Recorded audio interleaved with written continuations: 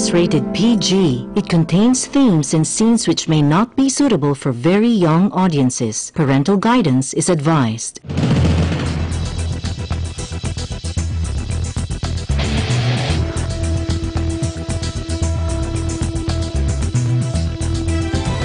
We're working to connect a region of over 600 cultural bridges between our lands.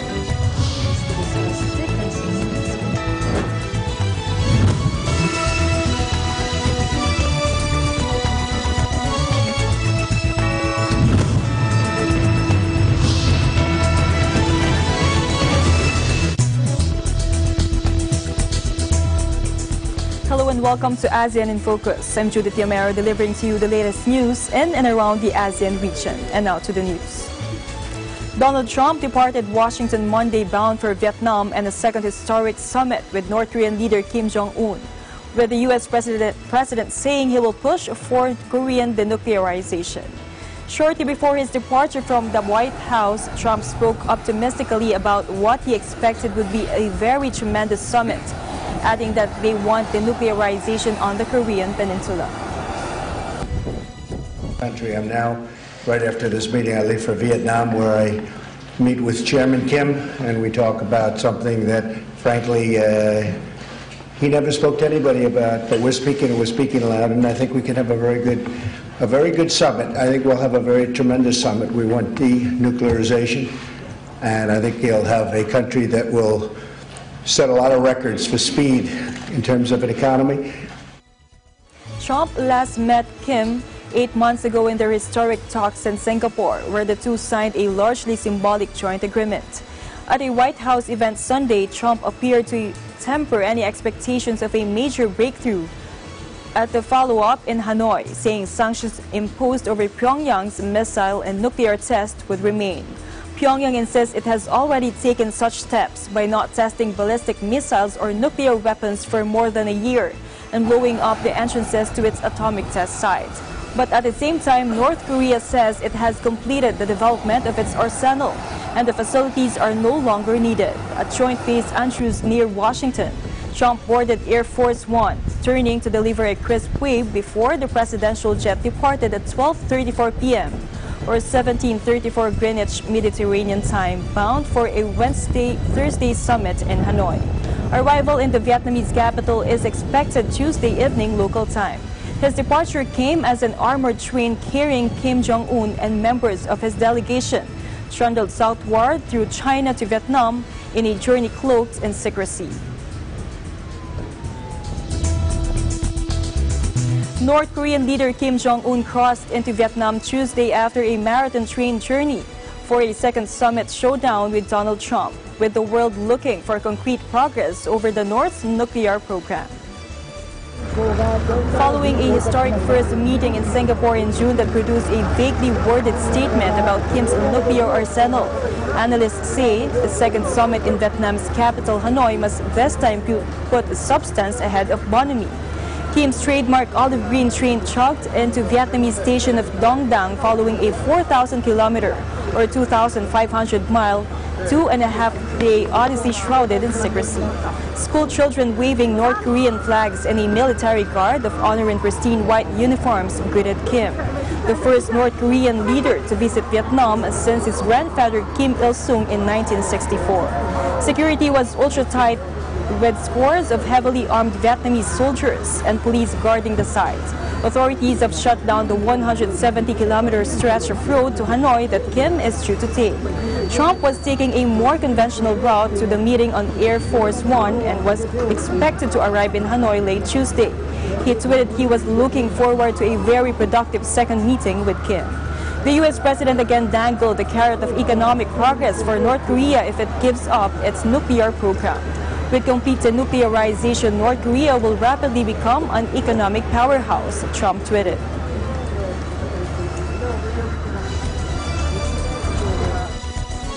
U.S. President Trump and North Korean leader Kim Jong-un will meet for dinner in Hanoi on Wednesday before their previously announced talks and the next day. The White House said Tuesday. The dinner in the Vietnamese capital extends Trump's diplomatic mission to get North Korea to give up nuclear weapons into a two-day affair. Press Secretary Sarah Sanders told White House reporters that Trump and Kim would greet each other one-on-one before the dinner. Trump will then be accompanied for the meal by Secretary of State Mike Pompeo and Acting Chief of Staff Mick Mulvaney. Kim was expected to bring 2 of his own officials. No details were available about the scheduling of what is expected to be the main event on Thursday, where Trump will pursue his trailblazing attempt to end the half-century standoff with North Korea and persuade Kim to scrap his nuclear capability.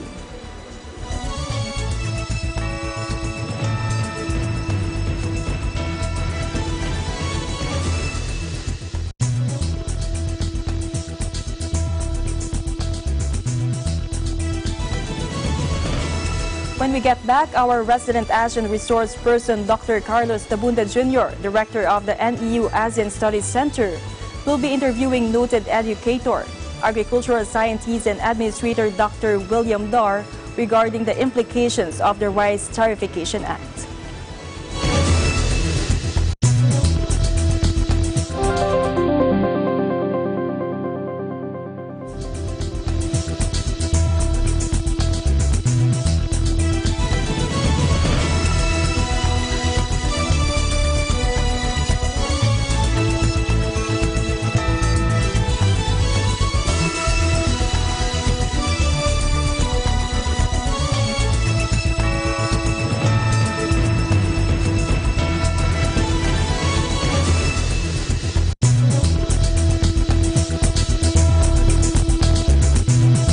Ang sining ng taong bayan. Ako po si Boy Abunda. Naniniwala po akong mahalaga ang kultura at mga sining sa buhay ng isang bansa. Makiisa sa pagdiriwang ng National Arts Month tuwing Febrero. Halina't makisining, ani ng sining, alam ng sining.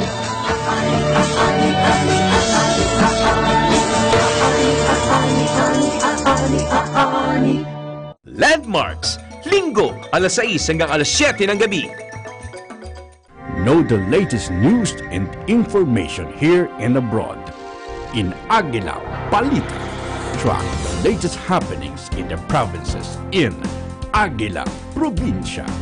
Be aware of important events in Asia, in ASEAN in Focus, and be updated in the biggest news around the world in Eagle News International.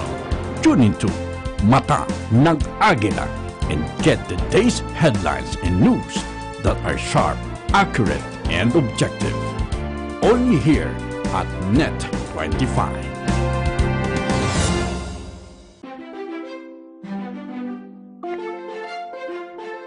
Here we are in New Westminster, British Columbia, with what the Guinness World Record has honored as the world's tallest tin soldier. Tune in to Digital Nest every Tuesday and Thursday at 7:30 only on Net 25. My name is Archie Roasted TV Dad, your EBC correspondent, and I'm one with 25.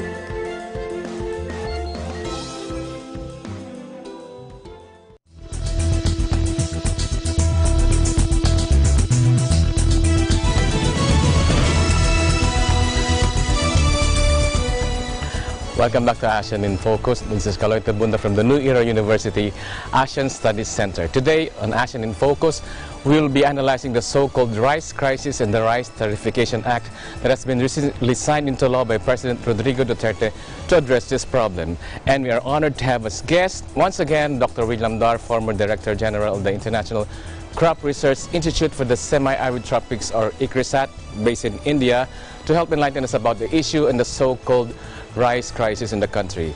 Dr. Dar has had a long and distinguished career as an educator, agricultural scientist, and as administrator. He holds the distinction of being the first Filipino and Asian to be Director General of ICRISAT, a center supported by the Consultative Group on International Agricultural Research, or CGIAR. Dr. Dar has also been a member of the UN Millennium Task Force on Hunger. Prior to joining ICRISAT, he served as Presidential Advisor for Rural Development, and he was Secretary of Agriculture in the Philippines. Welcome to the program again, Dr. Dar. Thank you for always being on call. Anytime po. whenever we request you to be here. Anyway, so Rice Tariffication Act that has been recently signed by the by President Duterte. So what does this mean? What are its implications? Republic Act 1123 is all about removing the quantitative restrictions and tarifying it. On top of that, it also liberalizes importation of rice.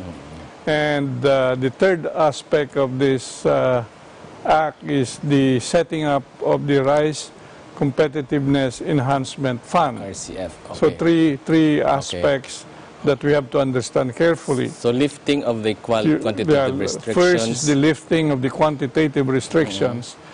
You know, itong quantitative restrictions, we have been in this mode for almost 26 years. Okay. Now, this is a WTO. This is a GATT-WTO arrangement, and we also agreed with WTO to tarify eventually.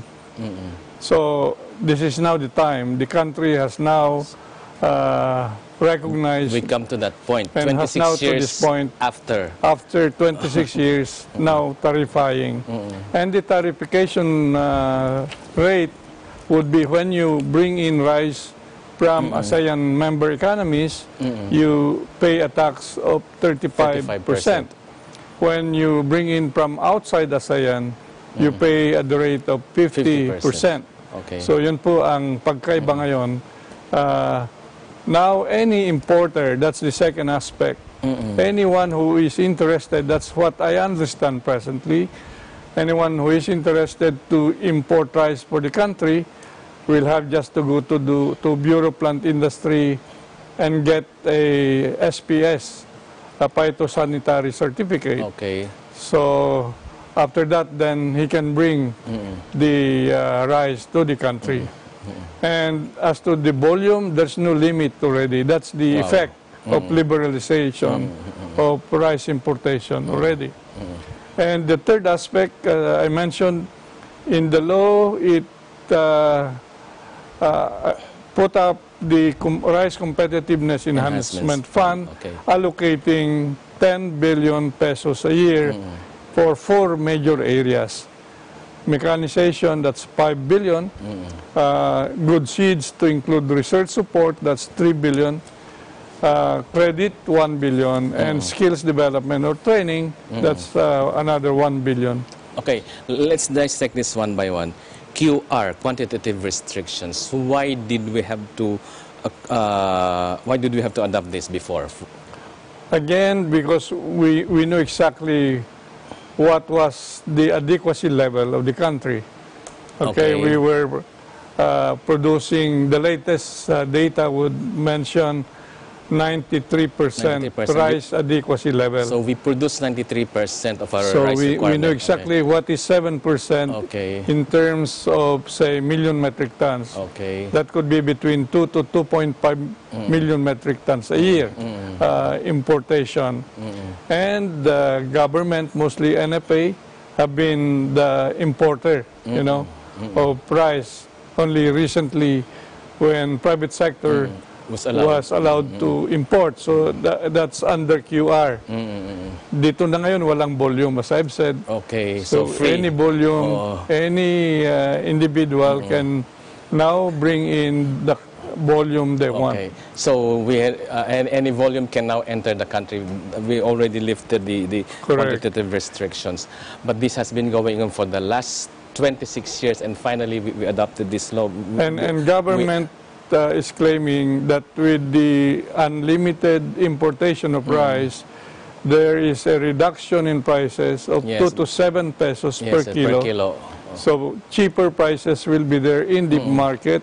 So the consuming public really benefits from it. The consuming public will benefit. But one of the more vocal critics about this law is the farming sector. So we had 26 years of QR, and then suddenly we liberalize. So correct. I would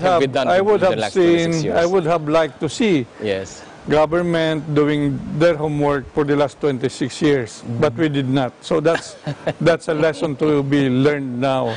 Hoping that for the next 6 years, kaya na natin to make this RCEF properly implemented.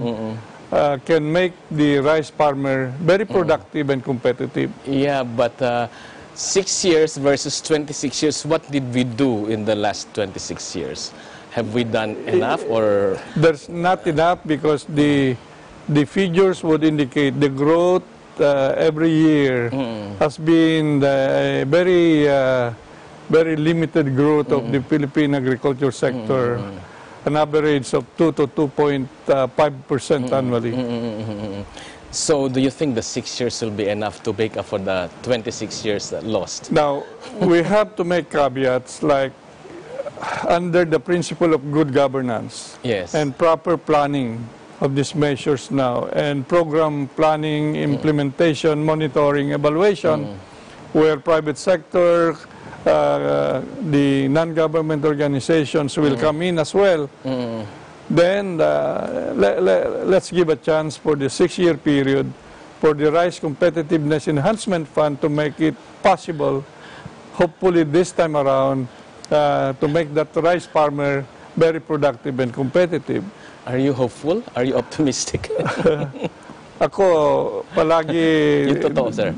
At the end of the day, if there is political will, if there is executive will, it can happen, properly done. Yeah, but we had all these challenges, you know, the corruption issues. Again, true. If our experiences would indicate, and if we do repeat the same experiences, then the day for the rice farmer to be productive will always be, and even competitive, will always be, you know, a long cherish. So anyway, the main beneficiary of this one are the consumers. So rice will be coming in. Hopefully we will not witness anymore the rice crisis we had for many years already. I hope so. Okay, yeah. But of course, the questionable area is that of the agricultural sector. It's the farming sector, it's the rice farmers especially.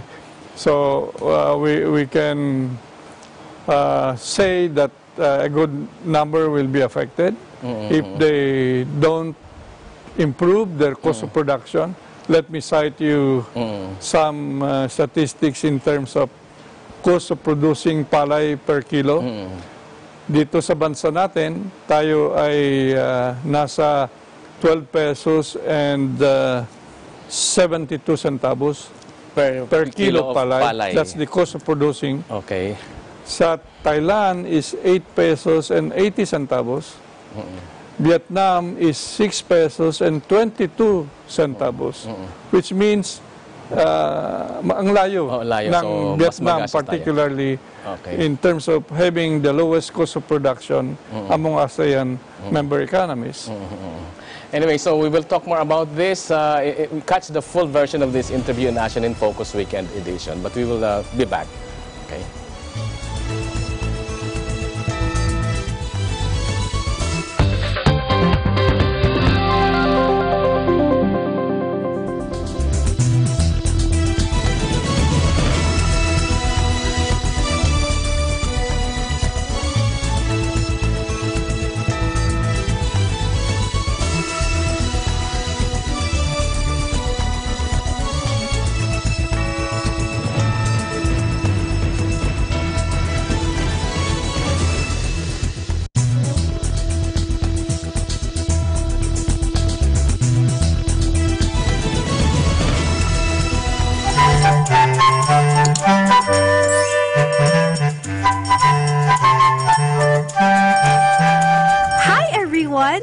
Word Hope will be having all new episodes very, very soon. We can't wait for all of you to join us again as we learn many, many things. We will have loads of fun learning new words and values as well. So, stay tuned to Net25 Kids every Saturday and Sunday, 8:30 to 9 a.m. only on Net25.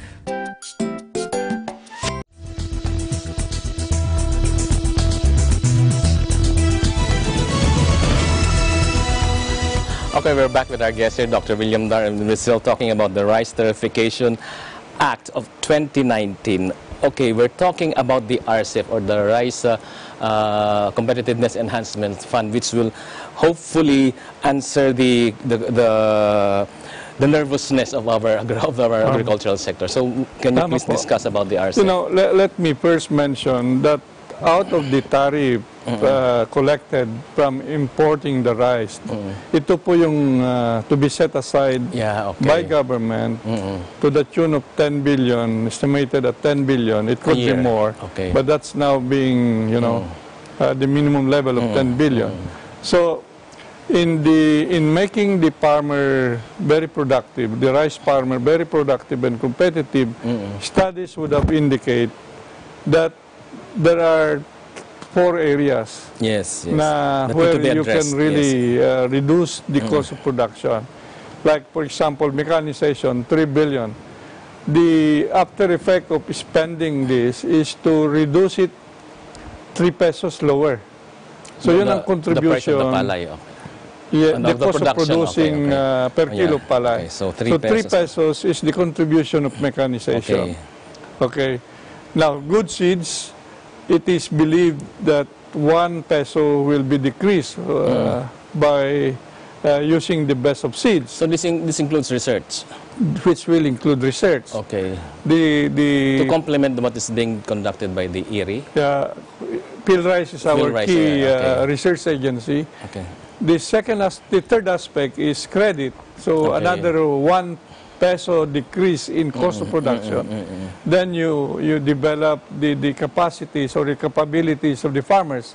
So skills development, training, another 1 peso. What kind of trainings will Well, again, these are the use of the newer technologies, better ways of, you know, water management, pest management, all these newer technologies in rice farming. So, in effect, we are saying that 6 pesos, you are going to impact reducing the cost of producing to the level of Vietnam. If you have that now, meaning we can now compete with, say, Vietnam and other ASEAN countries. And we have to do this in the next 6 years, which we did not do in the last 26 years. So, yun pa rin yung tanong ko, how optimistic are you that we can achieve there you this? Are. It's real. We are forced to do it.